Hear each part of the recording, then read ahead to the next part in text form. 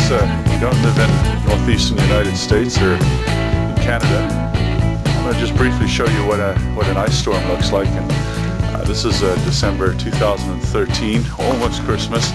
I've already been around knocking all the icicles off the roof. There's not much left to show there.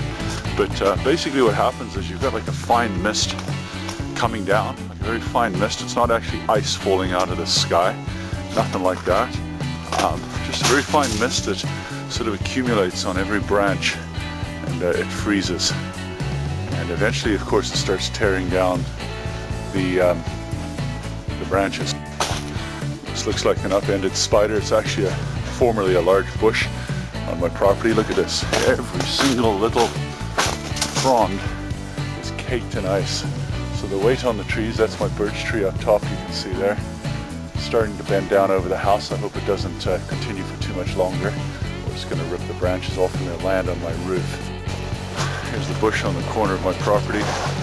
Just caked.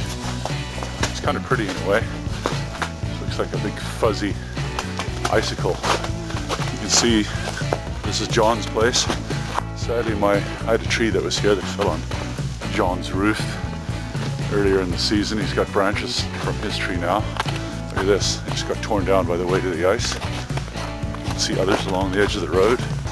Another real pain with ice storms. We're going Christmas shopping. Is scraping them off your windshield of your car. There's my neighbor doing just that.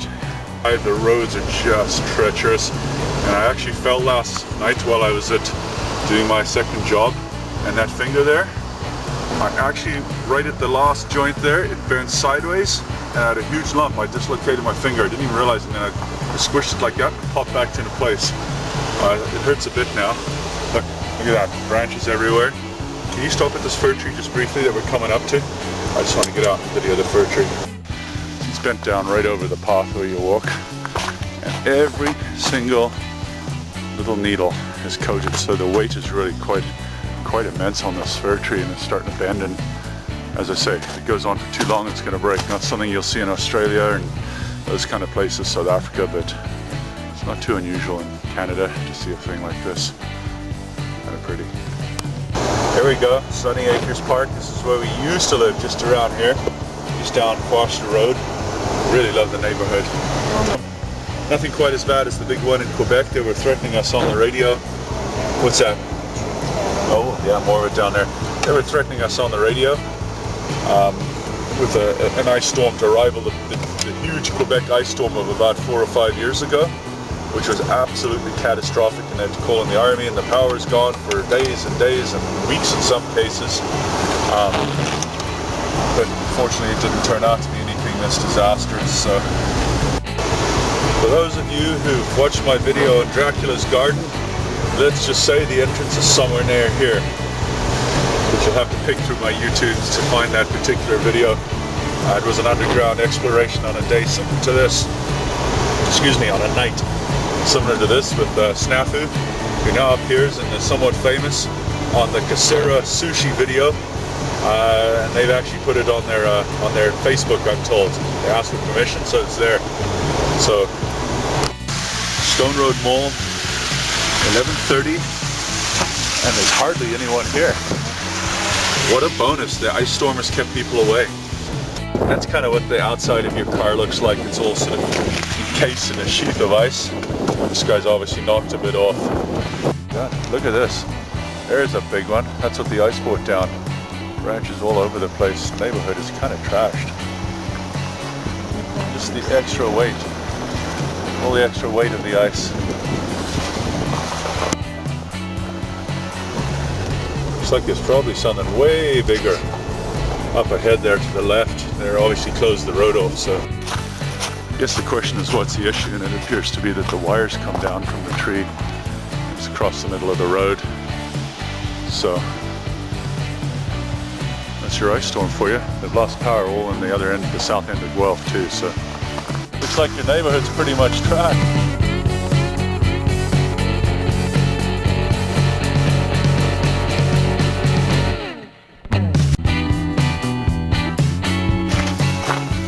Saying here's how you got to walk really carefully. You got to waddle like a duck.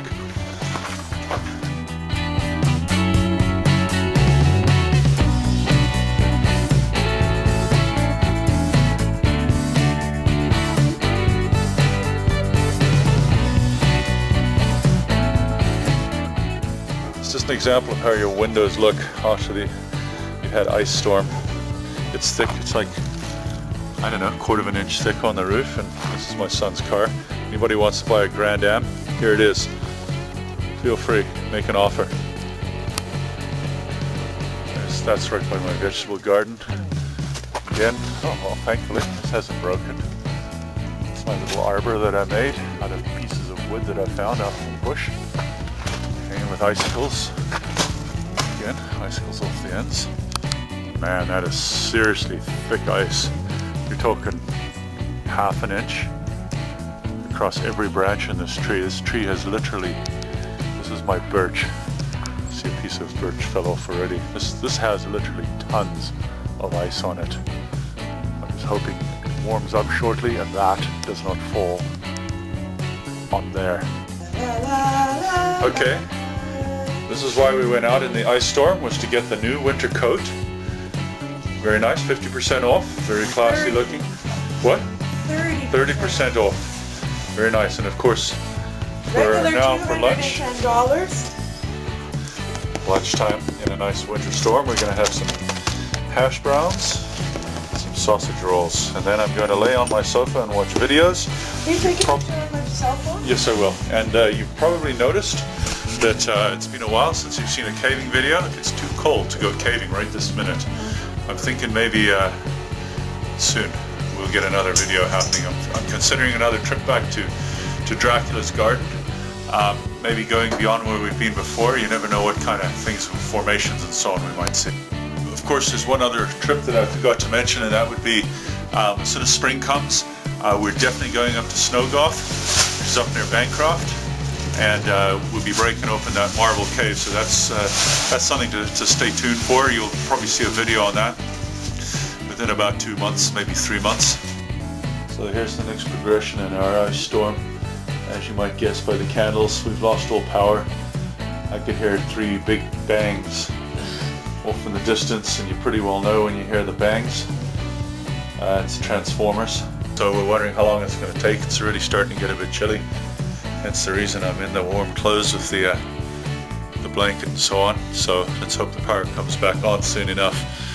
Well, Hydro's at it, fixing things up. Oh, Chester. Chester. Hey.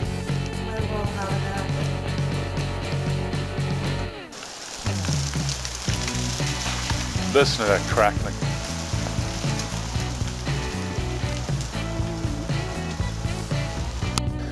It's been several hours now, and the power's still not on, which basically leaves us with only one choice for dinner, and that's to go to Swiss Chalet in another part of town where we've actually got the power happening. So off we go.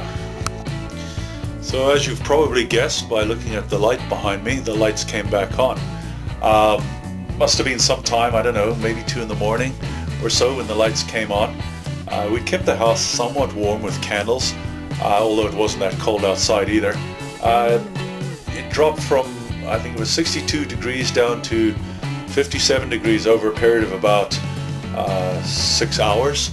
Now, again, set the alarm once the power came back on, got to work on time, spoke with a couple of guys at work. One gentleman had a tree actually fall right through his roof, right through, landed right next to his grandson's toy box, which shook him up quite a bit, and apparently it's going to be literally months before his house is fixed.